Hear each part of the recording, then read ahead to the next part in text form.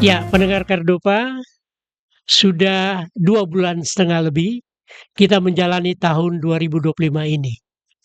Tentulah banyak kegiatan yang kita lakukan dan banyak dinamika yang dihadapi. Seperti halnya juga dengan DPRD Sumatera Utara, setelah terbentuk struktur organisasinya, sudah ada ketua, sudah ada wakil ketua, sudah ada alat kelengkapan dewan, dan mereka sudah bekerja untuk kepentingan rakyat Sumatera Utara yang tersebar luas di 12 dapil. Nah, tentunya kita sangat mendukung kerja-kerja dari anggota dewan maupun pimpinan dewan ini untuk kepentingan masyarakat Sumatera Utara. Dan hari ini saya bertemu dengan Wakil Ketua DPRD Sumatera Utara dengan Bapak Dr. Sutarto MSI. Beliau juga merupakan kader dari PDI Perjuangan. Selamat siang Pak Tarto. Selamat siang Bang Peter. Assalamualaikum warahmatullahi wabarakatuh. Salam. Salam sejahtera untuk kita semua. Nah, tentu dari ruangan ini saya ingin menyampaikan kepada seluruh pendengar Radio Kardopa, selamat menjalankan ibadah puasa bagi saudara-saudaraku yang menjalankan. Insya Allah ya, itu akan sampai nanti ke finishnya, nanti finalnya kita akan menghadapi Idul Fitri untuk saling maaf-maafkan. Saya kira itu Bang Peter ya. Ya, Pak Tarto, terima kasih banyak sudah menerima Radio Kardopa untuk berbincang-bincang tentunya di acara Duduk Bareng Parlemen. Ya. Ini merupakan edisi yang kedua. Setelah beberapa waktu yang lalu, kami bertemu dengan Ketua DPRD Sumatera Utara, Ibu Erni. Nah, Pak Tarto, tentu banyak kegiatan yang sudah dilakukan. Ya. Terkait dengan kepentingan masyarakat Sumatera Utara. Setelah 2,5 bulan kita menjalani tahun 2025 ini, bagaimana kekiniannya DPRD Sumatera Utara? Ya Bang Peter, ya Alhamdulillah Bang Peter, ini alat kelengkapan Dewan sudah sempurna ya, terpenuhi semua. Seluruh unsur pimpinan, ada ketua, kemudian ada wakil, ada 4 orang. Dari ketua dari Partai Golkar, kemudian wakil ada 4 dari PD Perjuangan saya sendiri, kemudian dari Gerindra, Nasdem dan PKS, dan juga untuk dibagi dalam komisi-komisi. Ya, komisi A, komisi B, komisi C, dan komisi D, serta komisi E, serta ada badan anggaran, kemudian badan musyawarah, BAMUS, dan juga ada BKD. Nah, tentu di samping tadi ada fraksi, ada 9 fraksi ya. Tentu ini menjadi satu kebersamaan, satu kolektif kolegial sebagai satu institusi politik ya di DPRD Sumatera Utara dalam rangka menjalankan tugas, fungsi dan tentu saja menjalankan amanah dari rakyat Sumatera Utara untuk pembangunan di Sumatera Utara. Saya kira itu Bang Peter. Jadi berarti dengan lengkapnya struktur organisasi di DPRD Sumatera Utara sudah melakukan berbagai kegiatan. Betul. Tadi melaksanakan rapat paripurna ya. Apa isi rapat paripurna? DPRD Sumut sesuai hasil BAMUS ya sebelumnya itu melaksanakan reses dari tanggal 3 ke tanggal 14. Nah, reses ini adalah salah satu implementasi dari pelaksanaan tugas dan fungsi DPRD Sumatera Utara untuk mengunjungi dapilnya masing-masing dalam rangka menerima masukan-masukan, ya, menerima harapan-harapan, menerima aspirasi-aspirasi yang nanti akan kita perjuangkan di dalam rapat-rapat komisi dan juga rapat-rapat dengan pihak Pemprov, di mana aspirasi itu bisa diimplementasikan oleh Pemprov Sumatera Utara. Nah, hari ini rapat paripurna dengan 2 agenda, yaitu agenda pertama adalah laporan dari masing-masing dapil hasil reses, yang kedua nanti pengambilan keputusan terkait dengan pengesahan peraturan daerah tentang ketertiban umum. Ya. Nah, ini dihadiri oleh Pak Wakil Gubernur bersama dengan OPD-OPD yang lain dalam rangka mendengarkan laporan dari setiap dapil. Itu ada 12 dapil. Ya. Saya kira itu Bang Peter. Tentu apa yang disampaikan oleh rakyat ditampung oleh wakilnya yang ada Ya. di DPRD Sumatera Utara. Ya. Sudah pastikan ada tindak lanjutnya kan? Ya, betul. Dan dalam fungsi sebagai controlling, Pak Darto, Ya. bagaimana melakukan kegiatan kontrol terhadap hal-hal yang disampaikan masyarakat ini yang mungkin sudah tertuang dalam APBD 2025. Ya, di reses tadi saya sudah menghadiri ini keluar kita sebentar karena kita live ya. Oke. Itu ada beberapa aspirasi ya yang ditampung oleh teman-teman dari anggota dewan yang kalau boleh saya tabulasi ya. Itu yang paling banyak masalah-masalah yang dihadapi itu pertama adalah masalah kesehatan. Kesehatan. Ya. Okay. Nah, masalah kesehatan ini di hadapannya adalah persoalan BPJS. Yeah. Kemudian persoalan BPJS ada dua. Ada yang PBI gratis ya, iuran itu gratis, kemudian yang mandiri. Yeah. Nah, yang mandiri ini banyak yang sudah ya apa istilahnya itu? Nggak bayar lagi, ya kan nunggak. Nah, kemudian yang gratis ini pun sebagian besar juga kadang pas datang ke rumah sakit dia sudah tidak aktif. Nah, ini masalah-masalah yang dihadapi oleh BPJS. Nah, di samping itu masalah kesehatan mereka juga ingin mendapatkan satu pelayanan kesehatan yang optimal ya. Yeah. Dalam arti di setiap dapil itu ada infrastruktur rumah sakit, ada infrastruktur tenaga medis dan sebagainya. Nah, yang kedua masalah infrastruktur. Yeah. Ini juga disampaikan tadi oleh seluruh anggota dewan hasil reses. Itu persoalan ada jalan-jalan provinsi yang barangkali ini harus mendapat prioritas. Itu terutama tadi di Nias ya, Nias Selatan, di beberapa kepulauan Nias yang kemarin juga infrastruktur jembatan yang sudah yang terputus. Nah, ini juga sudah dilaporkan tadi, sudah kita terima. Kemudian ada beberapa infrastruktur yang kemarin di beberapa jalan itu mengalami longsor dan sebagainya dalam provinsi. Nah, kemudian juga keluhan warga, aspirasi warga itu jalan-jalan desa. Yeah. Yang ini menjadi tentu menjadi tugas dan tanggung jawab dari kabupaten. Tapi masyarakat ini kan tidak mengerti itu. Yang mau ngertinya kan mau tugas kabupaten, mau provinsi. Itu yang penting jalan yang dilewatinya baik. Bagus. Apakah itu gangnya yang becek. Nah, kemudian terkait ini banjir. Yeah. Nah, ini kan beberapa wilayah menghadapi banjir itu. Nah, seperti ini tentu yang terjadi di Parapat. Nah, Parapat kemarin juga mendapat priority saya kira nanti harus ke depannya karena itu wilayah destinasi kan wisata. Nah, ini yang ketiga di samping tadi infrastruktur kesehatan, ini persoalan pendidikan. Ini juga dapat masukan banyak. Yeah. Keluhannya ada masalah bagaimana bisa mendapatkan bantuan BLT melalui KIP, melalui PIP dan sebagainya. Bahkan ada keluhan begini, Bang Peter. Masa yang dapat orangnya itu saja. Nah, ini kan keluhan yang harus kita tampung ini. Iya, kan? Kita harus tampung ini. Nah, ini tentu kita harus sampaikan bahwa ini kan persoalan pendataan yang memang harus kita optimalkan, kita perbaiki kan itu. Nah, di samping itu persoalan ekonomi ini. Nah, ekonomi selalu warga ini kan bagaimana UMKM-nya berkembang. Nah, kemudian yang paling penting lagi nih yang saya kira Bang Peter perlu juga meninvestigate ke bawah. Itu persoalan 3 hal. Apa itu? Yang dihadapi langsung oleh masyarakat dan menimbulkan keresahan. Yang pertama persoalan narkoba. Narkoba. Ini warga itu menyampaikan terus keluhan bahaya narkoba itu di desa-desa udah. Udah sampai ke desa. Sudah sampai ke desa. Nah, ini kan persoalannya. Yang kedua persoalan geng motor. Ya, geng motor selalu ada tawur. Kemudian selalu ada korban. Iya. Tapi juga tidak kapok juga. Ini dihadapi masyarakat karena ya mereka merasakan langsung di beberapa wilayah. Kemarin saya di Tanjung Merawa itu yang mendengar itu juga di beberapa daerah dan teman-teman juga menyampaikan itu. Dan yang ketiga ini masalah judi online. Iya. Ini langsung dirasakan. Nah, ini judi online karena apa? Banyak warga kadang tanpa sadar dia udah terjerat ke dalam semacam yang susah untuk keluar dia.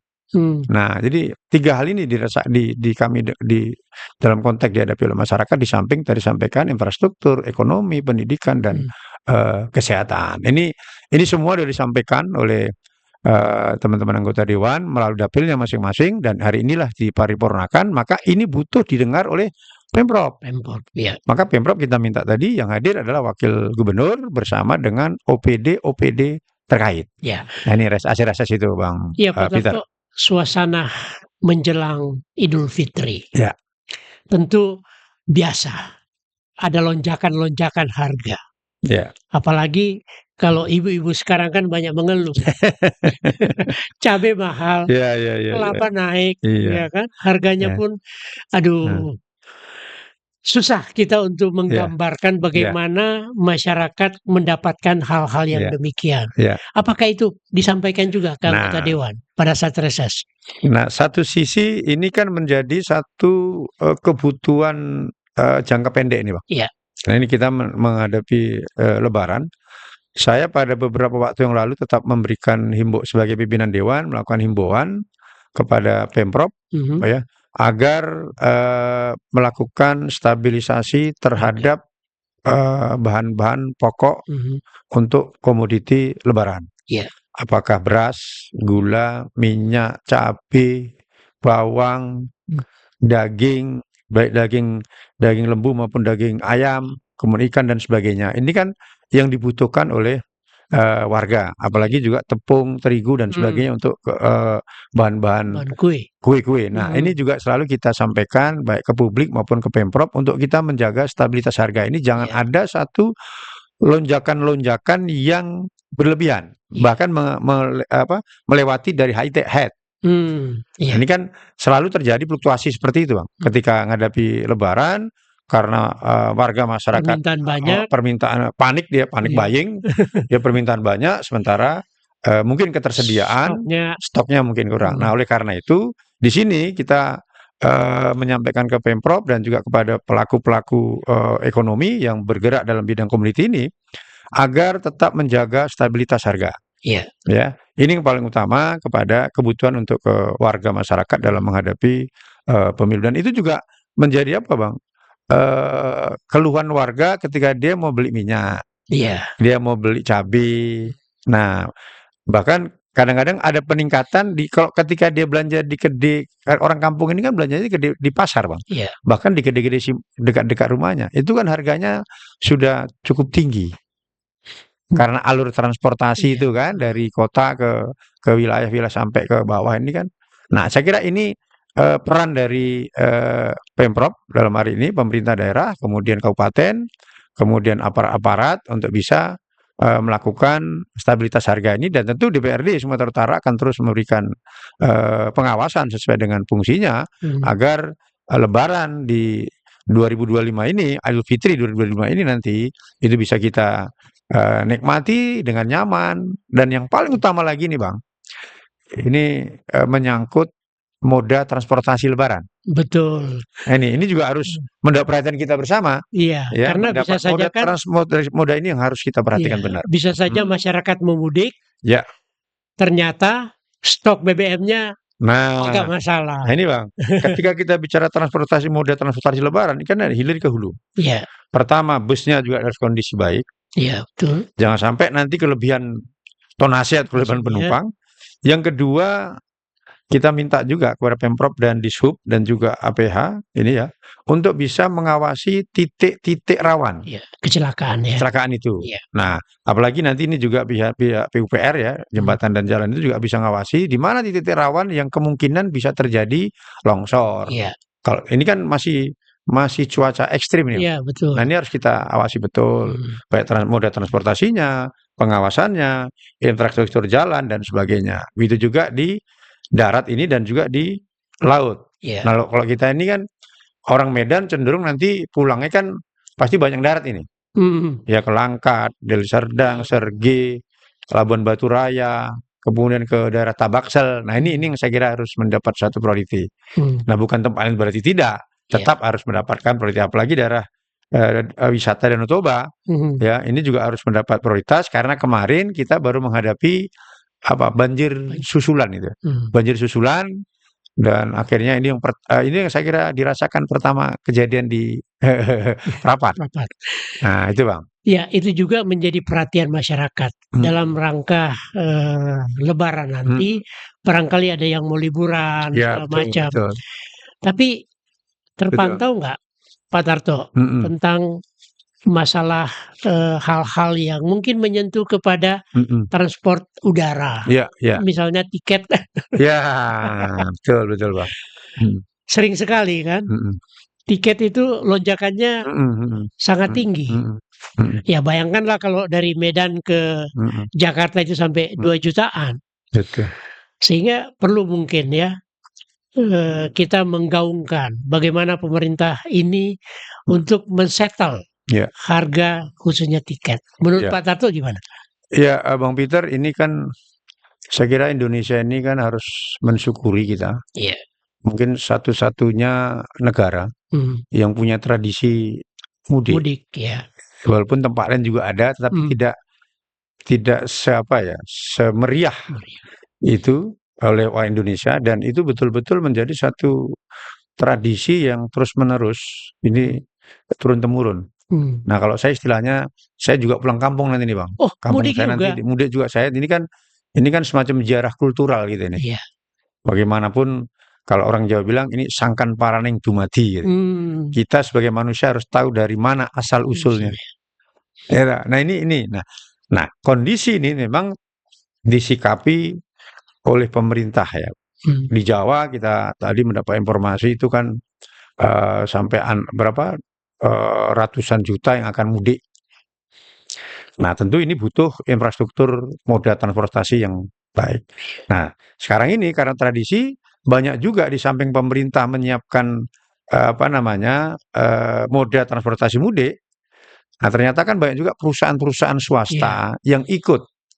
Begitu juga banyak juga lembaga-lembaga yang juga punya perhatian terhadap tradisi mudik ini, sehingga memudahkan bagi warga masyarakat yang mudik. Nah, Sumatera Utara, saya kemarin juga sudah komunikasi dengan Pak Dinas Perhubungan ya, Pak Panjaitan, yaitu Agustinus Panjaitan, juga Pemprov sudah menyiapkan moda bus, moda kereta api, mudik bareng, dan juga laut. Nah, tentu ini harus kita support, Bang. Support, tinggal tadi saya sampaikan bagaimana manajemen mudik ini, khususnya transportasi, dikelola dengan baik. Baik menyangkut jalannya harus segera juga. Kalau memang itu jalan harus segera diperbaiki, ya segera diperbaiki. Kemudian mana titik-titik yang menimbulkan rawan kecelakaan. Nah, tapi sekarang ini kan juga sudah ada instruksi pemerintah untuk membuat posko-posko.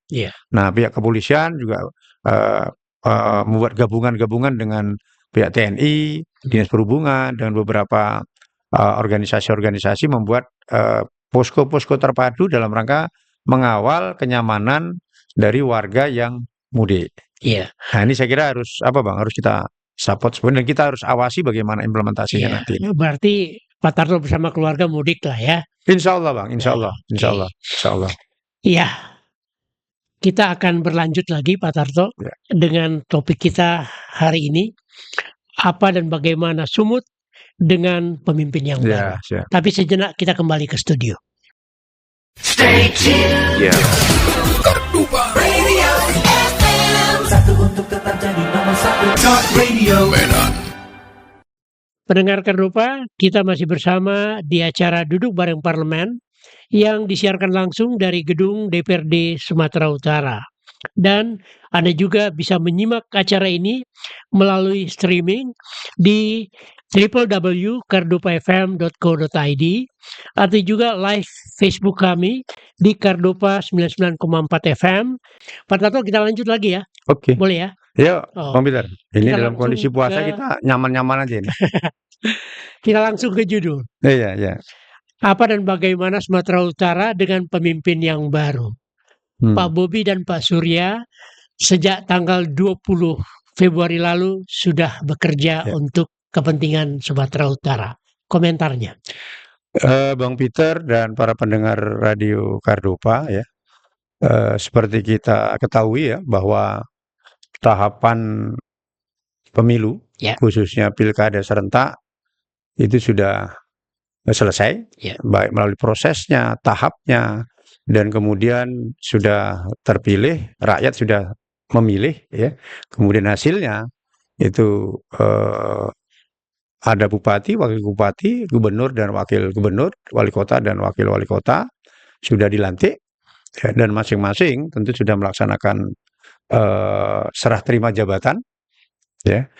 Dan tentu juga masing-masing sudah bisa melakukan kerja-kerja untuk rakyat. Ya. Nah, termasuk untuk di Sumatera Utara, yaitu gubernur terpilih yaitu Pak Bobi dan wakilnya Pak Surya, ya sudah dilantik dan juga sudah sertijab dan juga sudah melakukan pidato pertama di hadapan paripurna DPRD Sumatera Utara pada tanggal 3 ya, 3 Maret kemarin. Nah, tentu karena pada saat pilkada itu kan namanya itu demokrasi, pasti ada kompetisi, ya, ada kompetisi, ada persaingan, ya, dan sebagainya. Nah, dengan selesainya ini maka masyarakat Sumatera Utara yang beraneka ragam ini tentu harus menyatu, ya, bersatu, bagaimana bisa paling tidak ya mendorong, mendukung program-program dari pembangunan yang dilaksanakan oleh gubernur dan wakil gubernur, bupati dan wakil bupati, wali kota dan wali kota di daerahnya masing-masing. Karena jadi kepala daerah itu tidak lagi menjadi wakilnya kelompok. Itu sudah menjadi pimpinan daerah yang harus memimpin seluruh elemen masyarakat dengan latar belakang yang berbeda-beda. Iya. Nah, saya ingin sampaikan, khusus Gubernur Sumatera Utara tanggal 3 kemarin sudah pidato yang pertama ya di paripurna DPRD Sumut, itu menyampaikan dalam pidato itu tentu menyampaikan pertama paling tidak mentabulasi, kemudian menyampaikan visi misi ketika beliau kampanye. Iya. Nah, sekarang ini kepala daerah kabupaten kota dan gubernur tentu harus bagaimana mengimplementasikan ya janji-janji politik ketika kita campaign, ketika kita mengambil suara masyarakat, ketika kita menyapa warga masyarakat, pastikan kita ada janji-janji untuk sebagai penjabaran visi dan misi apa yang akan dilakukan oleh seorang kepala daerah ketika beliau atau ketika menang. Nah, tentu mulai habis selesai pelantikan sertijab, nah ini harus kerja keras, karena yang kita hadapi bersama tantangannya kan tidak mudah. Nah, sama seperti kemarin Pak Gubernur, Pak Bobi menyampaikan beberapa program prioritas di hadapan anggota DPR yang terhormat ya. Pertama yang beliau sampaikan terkait dengan infrastruktur. Ya. Ya. Pembangunan infrastruktur. Nah, pembangunan infrastruktur itu tidak hanya sekedar jalan, tetapi juga infrastruktur terkait dengan infrastruktur yang mendorong produk-produk ekonomi daerah. Kemudian infrastruktur terkait dengan MKC dan sebagainya yang dihadapi oleh warga masyarakat. Iya. Jadi juga jembatan, jalan, kemudian ada waduk-waduk yang itu untuk irigasi dan sebagainya. Nah, ini bagian dari yang dipidatokan beliau kemarin untuk bisa dikerjakan di dalam masa priorisasi di kepemimpinan Pak Bobi dan Pak Surya. Nah, kemudian persoalan kesehatan. Yeah. Nah, kesehatan pada saat pidato Pak Gubernur menyampaikan target Sumatera Utara dari 30 kabupaten kota ini dalam waktu 2-3 tahun itu bisa menikmati pelayanan kesehatan dengan KTP. Yeah. Itu UHC ya, Universal Health Coverage ya. Yeah. Nah, harapannya kan itu kan namanya satu prioritas pembangunan. Nah, tentu ini juga harus dibarengi dengan penyiapan infrastruktur rumah sakit.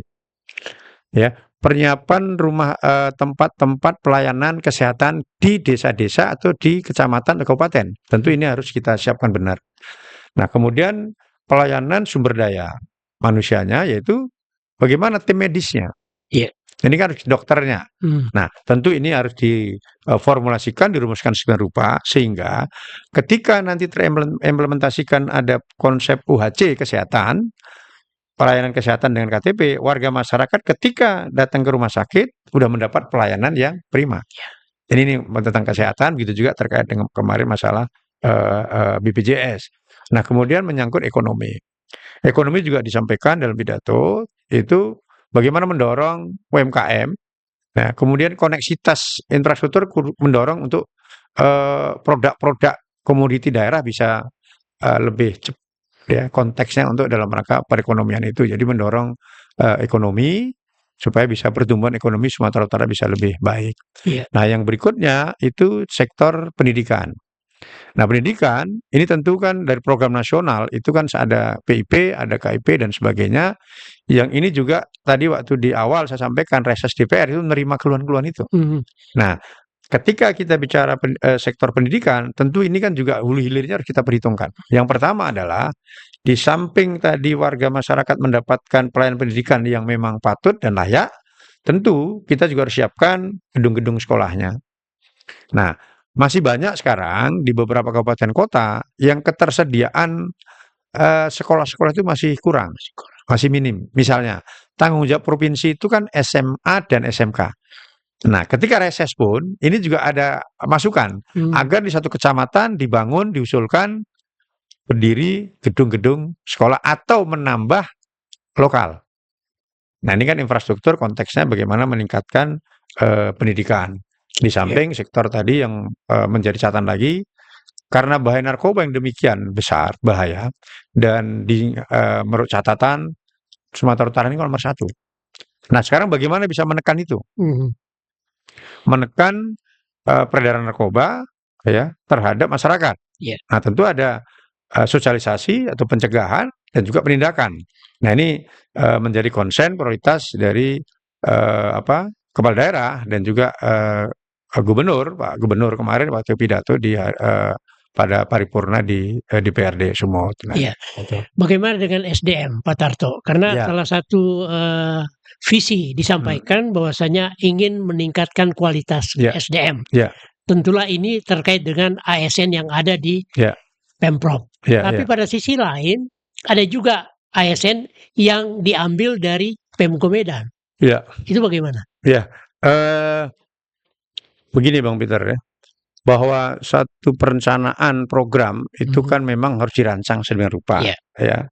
Nah, ketika rancangan program sudah disusun, nah tentu ini juga kita harus memikirkan bagaimana yang melaksanakan, yang mengeksekusi dari seluruh rangkaian perencanaan sampai kepada implementasi, Yeah. yaitu sumber daya. Nah, saya yakin ya bahwa ASN baik yang ada di Medan maupun yang di provinsi tentu akan memberikan sesuai dengan tupoksinya ya, dan sesuai dengan profesionalismenya sebagai ASN itu juga harus bisa menjabarkan visi dan misi dari gubernur. Yeah. Nah, sehingga tentu harus ada the right man on the right place, menempatkan orang sesuai dengan kemampuan. Nah, karena dengan itu akan mendapatkan hasil maksimal, output maksimal untuk pekerjaan itu, dan tentu saja akan mendapatkan tingkat trusty kepercayaan dari publik.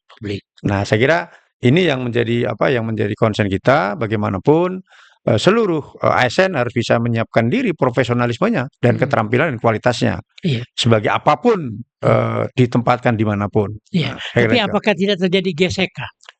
Ya, di dalam tidak hanya ASN, Bang. Tidak hanya kalau soal gesekan, dinamika itu kan tidak hanya terjadi di dalam birokrasi.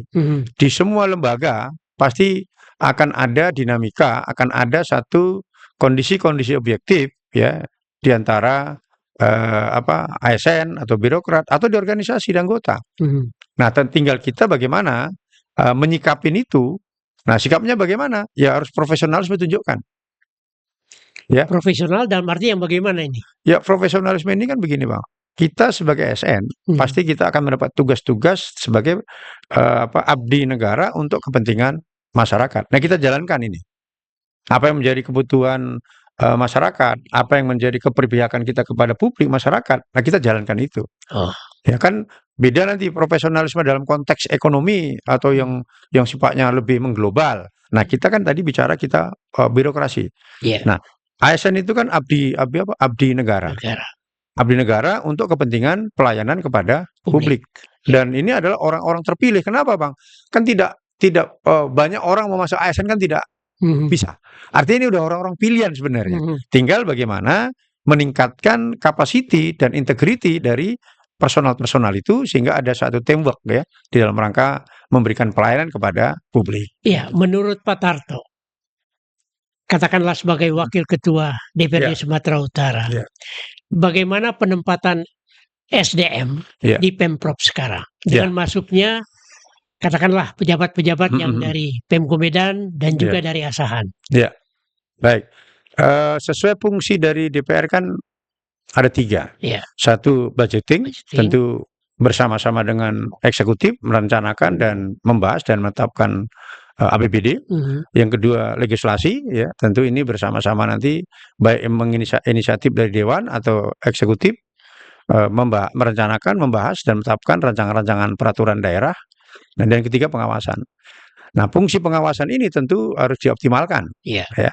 Nah, saya yakin bahwa setiap kepala daerah pasti karena usernya itu kan kepala daerah. Ya, dia tahu mana sih yang harus ditempatkan. Kepala daerah, setiap kepala daerah apakah bupati, gubernur, wali kota, pasti dia tahu dan patut dan melihat mana yang patut, mana yang layak, yang memang sesuai dengan apa namanya kemampuannya. Karena apa? Usernya itu adalah Mhm. nih, tinggal memang di samping sebagai user, tentu kan ada ketentuan-ketentuan undang-undang, ketentuan peraturan yang yang perlu laksanakan. Nah, apakah nanti dengan sistem merit system, biasanya kalau di ASN kan sistem merit system ini. Iya. Nah, tentu ini yang harus menjadi satu catatan penting. Mhm. Dan bagi DPRD Sumut, tentu juga akan memberikan pengawasan, controlling sesuai dengan fungsinya.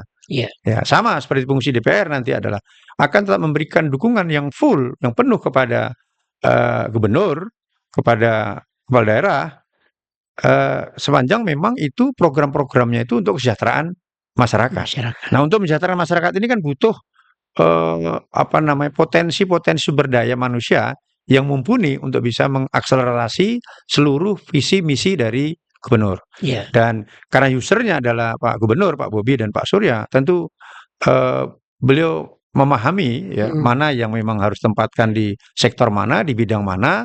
Nah, karena ini bagian dari satu amanah yang harus dijalankan.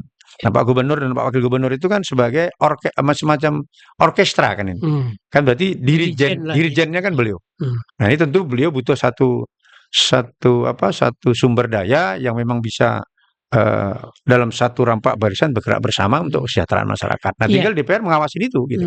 Jadi fungsi pengawasan dari DPR tetap Ya, saya kira itu. disampaikan ya. Betul, betul. Tapi Pak Tarto, terkait dengan SDM ini. Ya. Karena sering sekali ada yang Bapak sebutkan tadi merit system. Ya. Tapi oleh karena sesuatu, maka kadang-kadang merit system ini tidak berlaku. Ya. Tapi melihat potensi yang ada di Sumatera Utara, menurut Pak Tarto sendiri, apakah perlu adanya reward and punishment terhadap ASN? Apalagi Sumut diterpa dengan masalah korupsi kemarin kan, salah satu kepala dinas diamankan oleh Kejaksaan Tinggi. Nah, menurut Pak Tarto kira-kira bagaimana ini? Iya, Bang Peter dan para pendengar Radio Kardopa ya. Dalam setiap manajemen atau tata kelola manajemen apapun itu, pasti akan ada dinamika. Karena yang diurusin itu tentu tidak mempunyai latar belakang yang berbeda-beda, baik dari sisi latar belakang profesionalismenya, disiplin ilmunya, maupun latar belakang sosiokultural. Nah, Sumatera Utara ini kan beraneka ragam, ya, beraneka ragam. Tentu ini akan tercermin juga kan di dalam satu orkestra bagaimana membangun Sumatera Utara. Nah, kemudian di dalam satu tata kelola manajemen organisasi, semacam birokrasi kan sudah ada aturan ya Bang. Sudah ada aturan yang mengatur itu. Apa itu? Ada undang-undang. Ada aturan-aturan yang membatasi itu.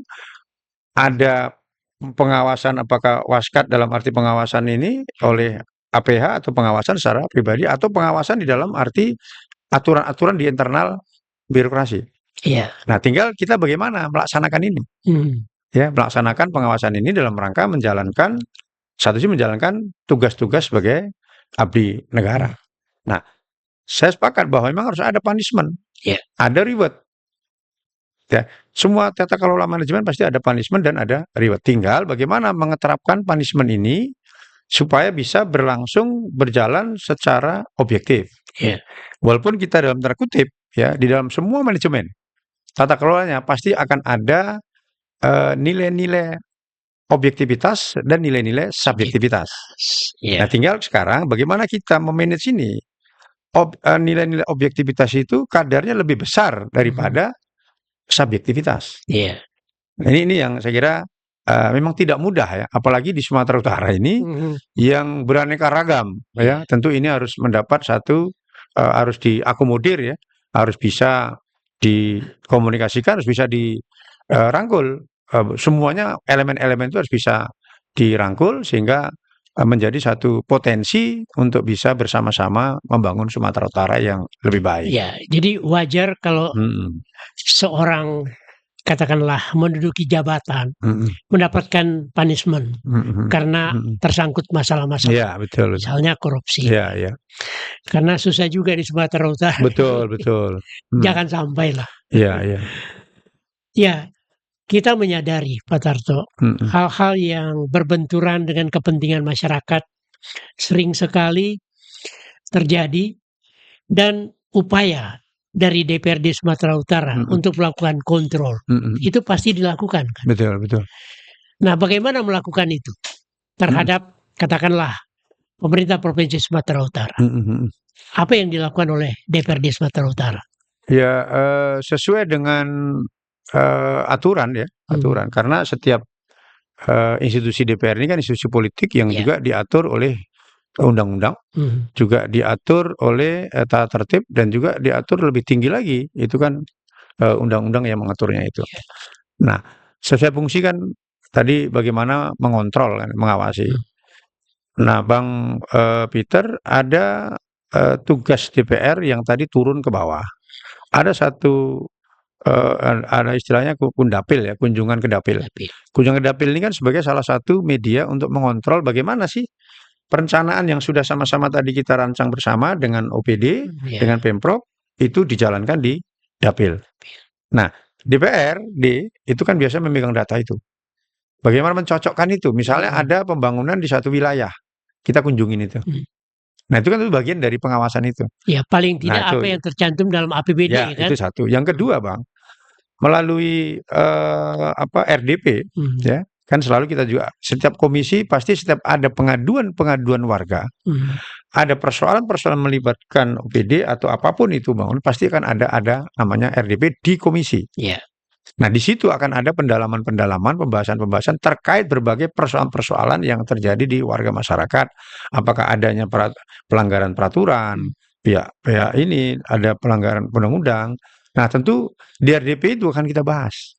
Itu salah satu fungsi DPR mengontrol bagaimana mekanisme, bagaimana implementasi dari seluruh perencanaan pembangunan sesuai dengan yang sudah diketok bersama tadi, sudah diketokkan bersama melalui RPJMD-nya, melalui perda tiap tahunnya yang sudah sama-sama kita bahas bersama. Tentu itu juga bagian dari pengawasan. Di samping itu, kan banyak juga warga masyarakat, baik generasi muda, mahasiswa dan segala macam dari kelompok masyarakat, profesi, kan menyampaikan juga aspirasinya ke DPRD. Nah, itu juga kalau nanti ada beririsan dengan persoalan-persoalan pembangunan Sumatera Utara, tentu kan kita bisa menjalankan fungsi pengawasan itu. Ya, sejauh ini Pak Tarto, apakah DPRD Sumatera Utara sudah menyampaikan itu? Ya, setiap RDP dan setiap nah ini bagaimana menyampaikannya? Pertama tadi RDP bisa setelah RDP dengan pihak-pihak terkait, maka biasanya kita akan panggil sampaikan ke Pemprov, ke pihak eksekutif, itu satu. Yang kedua, setiap persoalan kan ada paripurna pandangan fraksi. Nah, itu juga bagian dari aspirasi warga masyarakat dan bagian dari DPR mengontrol pelaksanaan pembangunan itu. Nah, ada aspirasi-aspirasi yang ditampung oleh baik secara individu oleh DPR maupun dari sisi komisi-komisi maupun dari sisi fraksi itu dituangkan di dalam itu. Iya. Untuk 2025 ini apakah sudah pernah nyampaikan itu ke Pemprov? Ah, ini kasus terjadi begini, Bang. Ketika tahapan anak pelajar SMA mau masuk ke kuliah ikut seleksi. Oh, Kemarin itu ya. iya. Itu kan SMA 8 ya, SMA 8 atau SMA 10. Nah, itu kan ternyata kan ada 143 orang yang kita abai, kita lalai, akhirnya kan tidak tercover di sistem. Iya. Ya dah? Nah, ini kan persoalan. Hmm, Nah, DPR waktu itu tanggap, langsung kita RDP, iya. dan kita panggil kepala dinas yang terkait ya, Mhm. pihak-pihak yang terkait itu kita panggil seluruhnya melalui RDP dan harus kita ambil solusi. Nah, saya sebagai pimpinan ketika kejadian itu juga, saya menyampaikan ini ke ombudsman malah. Saya Ombudsman, melakukan iya. kunjungan kerja ke ombudsman, juga menyampaikan ini kan menyangkut pelayanan. Ombudsman dari Jakarta atau? Ombudsman pusat, Oh, saya berkunjungan kerja ke sana.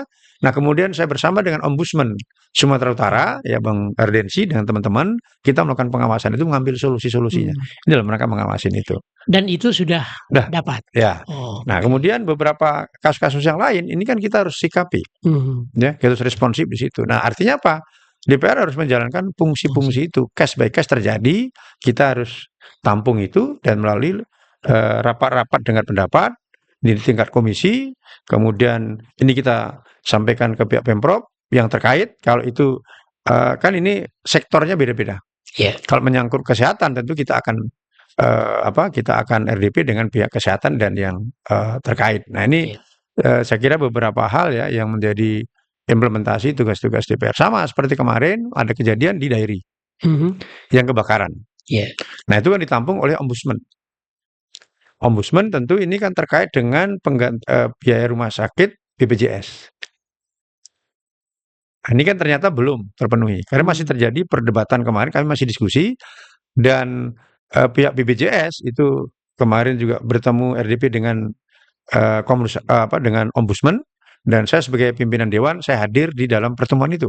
Iya. Bagaimana memfasilitasi agar kepentingan warga masyarakat terutama yang terdampak kemarin kebakaran di Dairi itu bisa mendapatkan pelayanan BPJS. Nah, tinggal kita akan udah beberapa kali pertemuan, ini tinggal implementasi nanti solusi bisa terselesaikan di situ. Iya, tentunya banyak lagi masalah yang dihadapi untuk 2025 ini. Betul, Bang. Dan so pasti DPR akan bergerak. Ya. Jika melihat hal-hal yang menyentuh rakyat ini terkendala atau mungkin juga belum dilaksanakan Ya, oleh Pemprov. ya. Ya, dengan pemimpin yang baru ini kan kita berharap banyak. Betul, betul. Semoga Sumatera Utara akan lebih baik. Tapi apapun ceritanya tergantung orangnya Betul. dalam melaksanakan di lapangan. Pak Tarto, kita kembali sejenak ke studio dan kita akan bicarakan harapan-harapan Baik. untuk ke depannya. Saatnya kami kembali ke studio. Stay tuned. Ya. Kartuba Radio FM. Satu untuk tetap jadi nomor satu. Talk Radio Medan.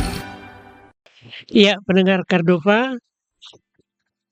Saat ini kami masih berada di gedung DPRD Sumatera Utara, Jalan Imam Bonjol, Medan, melaksanakan kegiatan talk show Duduk Bareng Parlemen.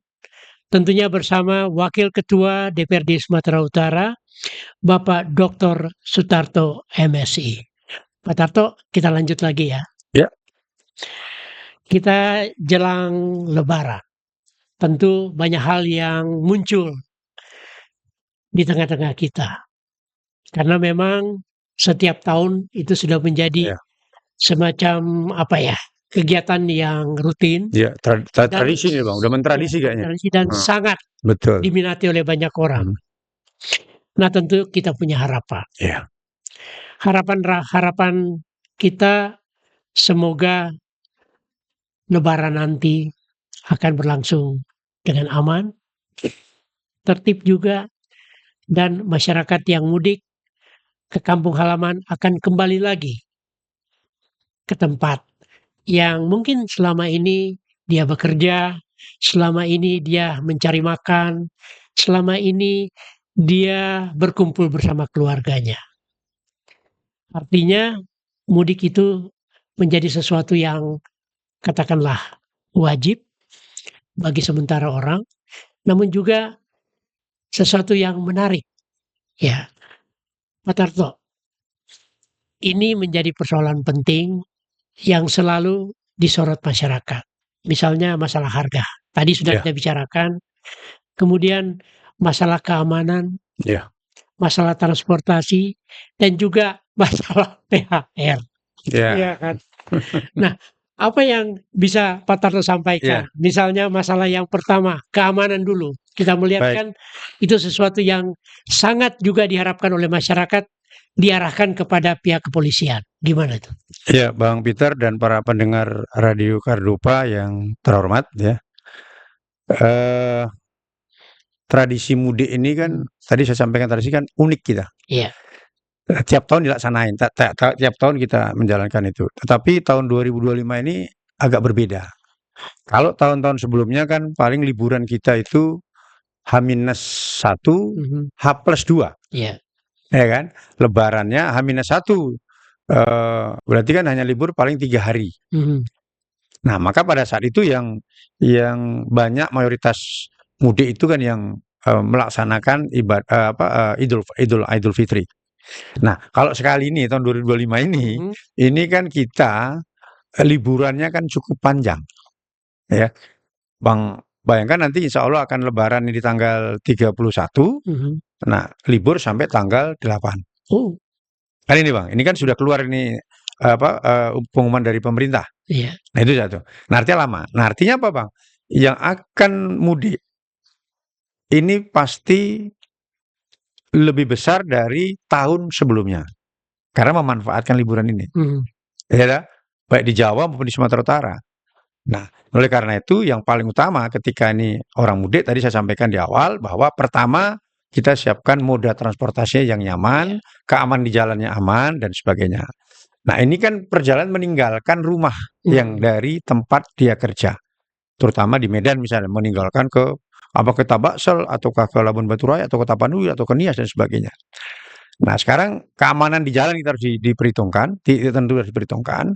Tetapi yang paling utama lagi nih Bang, itu keamanan yang ketika rumah dalam kondisi kosong.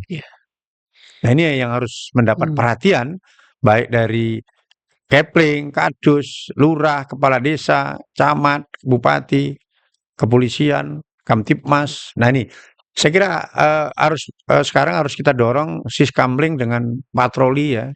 Ini di rumah-rumah kan nanti banyak rumah kosong ini. Iya. Ini harus kita jaga supaya apa? Yang mudik lebaran dan menikmati suasana liburan itu nyaman meninggalkan rumah. Ini nih satu. Nah, saya kira ini menjadi tanggung jawab kita semua, tapi kita akan menghimbau, mengharapkan tentu APH, kemudian aparat-aparat desa, Kepling diaktifkan kembali patroli Siskamling gitu. Nah, di samping polisi juga akan melakukan hal yang sama. Yang kedua, ketika menikmati lebaran, tentu kan ini Pak Presiden kan Pak Prabowo sudah menyampaikan instruksinya kepada seluruh ASN, birokrat, lembaga negara, kemudian kepada perusahaan-perusahaan swasta agar memberikan kewajibannya THR itu H-7. Nah, ini saya kira sebagai pimpinan Dewan dari DPRD Sumatera Utara kita menghimbau dan mengharapkan kepada semua pelaku-pelaku usaha baik nanti di swasta maupun BUMN, BUMD maupun ASN ya tetap menjalankan instruksi dari Pak Presiden itu untuk memberikan THR. Apalagi di tengah-tengah sekarang beberapa perusahaan mem-PHK-kan pekerjanya. Nah, tentu ini menjadi catatan penting. Ya. Itu saya kira. Jadi hal-hal ini menjadi catatan kita bersama. Di samping itu Bang, tadi di awal saya sampaikan kepada pihak pemerintah tentu saja bagaimana kita bisa mengamankan harga-harga untuk stabilitas harga menjaga itu. Di samping juga menjaga stok beras, stok tepung, terigu, cabai dan sebagainya. Kemudian BBM ini juga harus selesai di stoknya dengan baik sehingga Lebaran 2025 ini kita bisa menjalankan dengan hikmat, dengan aman, nyaman dan kembali ke kerja itu dengan dalam kondisi sehat walafiat. Nah, saya kira itu Bang Peter ya kepada tentu kita masyarakat semua. berharap banyak bagi pekerja-pekerja mendapatkan THR. Ya. Minimal 7 hari menjelang Lebaran. Ya, Iya. ya, Bagaimana kalau misalnya ada perusahaan ya, yang mungkin alpa memberikan THR pada ya. hari yang ditentukan?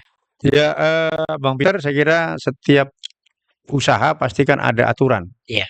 Nah, saya kira penuhi aturan itu, Mhm. dan kalau tidak penuhi tentu ada punishment ya, atau aturan yang memang Sanksi. harus sanksi-sanksi yang dilakukan. Nah, Mhm. saya yakin pelaku-pelaku usaha kita ini kan cukup disiplin, Mhm. ya, baik membayar pajaknya dan sebagainya kan Iya. cukup disiplin. Kami yakin harapan kita tentu saja THR ini diberikanlah H-7 supaya semua sahabat-sahabat kita, saudara-saudara kita yang merayakan Idul Fitri itu dirayakan dengan hikmat, dengan berkumpul dengan keluarga. Iya. Nah, saya boleh kan Bang ngucapin ini? Mhm. Ya. Masih ada Iya. lagi Bang kira-kira? Tentu terkait dengan THR. Ya. Ini kan kadang-kadang menjadi persoalan, Pak Tarto. Mudah-mudahan ke depan setelah Ya. Lebaran nanti Idul Fitri Iya, iya. tidak ada karyawan yang datang mengadu ke DPR ya. Ya, tentu kita semua berharap kondisi keamanan akan menjamin kita berlebaran, beridul fitri, baik di Medan maupun di tempat-tempat lain, apalagi di kampung halaman. Mungkin Pak Tarto ada ucapan Ya. untuk pendengar kami yang mendengarkan program ini. Silakan. Baik Bang Peter dan para pendengar Radio Kardopa. Ya, harapan kita bersama agar kita semua nanti insya Allah bisa menjalankan ibadah puasa ini dengan baik sampai ke Idul Fitri. Kita bisa merayakan Idul Fitri, berkumpul dengan keluarga dalam keadaan sehat walafiat, ya, dalam kondisi baik-baik. Nah, oleh karena itu saya atas nama pimpinan DPRD Sumatera Utara, saya Dr. Sutarto MSI, Wakil Ketua DPRD Provinsi Sumatera Utara. Dalam kesempatan ini, Bang Peter, saya menyampaikan minal aizin wal faizin, ya, selamat Hari Raya Idul Fitri. Mohon maaf lahir dan batin. Iya. Wassalamualaikum warahmatullahi wabarakatuh. Salam. Terima kasih banyak Pak Tarto sudah bersama Radio Kardopa di acara Duduk Bareng Parlemen. Mudah-mudahan apa yang kita bicarakan siang hari ini bermanfaat untuk kita semua. Amin. Dan tentunya untuk pendengar Kardopa, terima kasih Anda sudah mengikuti acara ini. Selamat siang dan sampai jumpa. Waduh.